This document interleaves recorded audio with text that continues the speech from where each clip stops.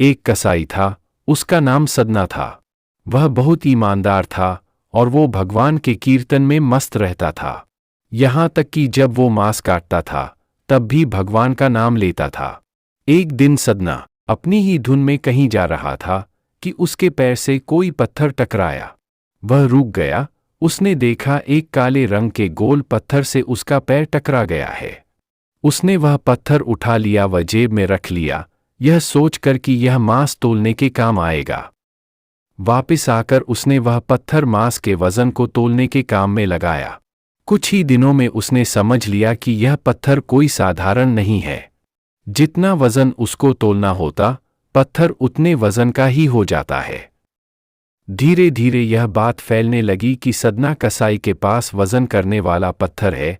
वह जितना चाहता है पत्थर उतना ही तोल देता है। किसी को 1 किलो मांस देना होता तो तराजू में उस पत्थर को एक तरफ डालने पर दूसरी ओर 1 किलो का मांस ही तौलता है। अगर किसी को 2 किलो चाहिए हो तो वह पत्थर 2 किलो के भार जितना भारी हो जाता। इस चमत्कार के कारण उसके यहाँ लोगों की भीड़ जुटने लगी। भीड़ जुटने के साथ ही सदना की दुकान की बिक्री बढ़ गई। यह बात एक शुद्ध ब्राह्मण तक भी पहुंची। हालांकि वह ऐसी अशुद्ध जगह पर नहीं जाना चाहते थे जहां मांस कटता हो और बिकता हो, किंतु चमत्कारिक पत्थर को देखने की उत्सुकता उसे सदना की दुकान तक खींच लाई। दूर से खड़ा वह सदना कसाई को मीट तोलते देखने लगे। उसने देखा कि कैसे वह पत्थर हर प्रकार के वजन को बराबर तोल रहा था। ध्यान से देखने पर उसके शरीर के रोंए खड़े हो गए। भीड़ के हटने के बाद ब्राह्मण सदना कसाई के पास गया। ब्राह्मण को अपनी दुकान में आया देखकर सदना कसाई प्रसन्न भी हुआ और आश्चर्यचकित भी। बड़ी नम्रता से सदना ने ब्राह्मण को बैठने के लिए स्थान दिया और पूछा कि वह उनकी क्या सेवा कर सकता है। ब्राह्मण जी बोले, तुम्हारे इस चमत्कारिक पत्थर को देखने के लिए ही मैं तुम्हारी दुकान पर आया हूँ, या यूँ कहें कि ये चमत्कारी पत्थर ही मुझे खींचकर तुम्हारी दुकान पर ले आया है। बातों ही बातों में उन्होंने सदना कसाई को बताया कि जिसे पत्थर समझकर वो मांस तोल रहा है, वास्तव में वो शालिग्राम जी हैं, जो कि भगवान का स्वरूप होता है। शालिग्राम जी को इस तरह गले कटे मांस के बीच में रखना व उनसे मांस तोलना बहुत बड़ा पाप है।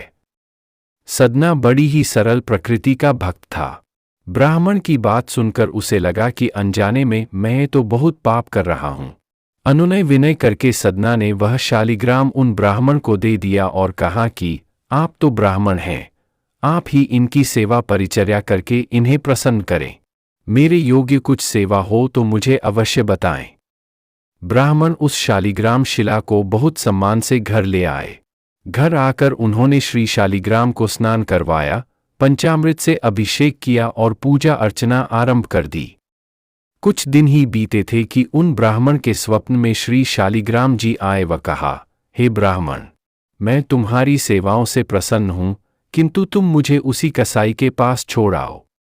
स्वप्न में ही ब्राह्मण ने कारण पूछा तो उत्तर मिला कि तुम मेरी अर्चना पूजा करते हो, मुझे अच्छा लगता है, परंतु जो भक्त मेरे नाम का गुणगान कीर्तन करते रहते हैं, उनको मैं अपने आप को भी बेच देता हूँ। सदना तुम्हारी तरह मेरा पूजा नहीं करता है, परंतु वह हर समय मेरा नाम गुनगुनाता रहता है, जो कि मुझे अच्छा लगता है, इसलिए तो मैं उसके पास गया था। ब्राह्मण अगले दिन ही सदना कसाई के पास गया व उनको प्रणाम करके सारी बात बताई व श्री शालिग्राम जी को उन्हें सौंप दिया। ब्राह्मण की बात सुनकर सदना कसाई की आंखों में आंसू आ गए। मन ही मन उन्होंने मांस बेचने खरीदने के कार्य को तिलांजलि देने की सोची और निश्चय किया कि यदि मेरे ठाकुर को कीर्तन पसंद है तो मैं अधिक से अधिक समय नाम कीर्तन ही करूँगा। प्रिय दर्शकों, कहानी कैसी लगी जरूर बताएं। चैनल को सब्सक्राइब जरूर कीजिए। आप सभी को धन्यवाद।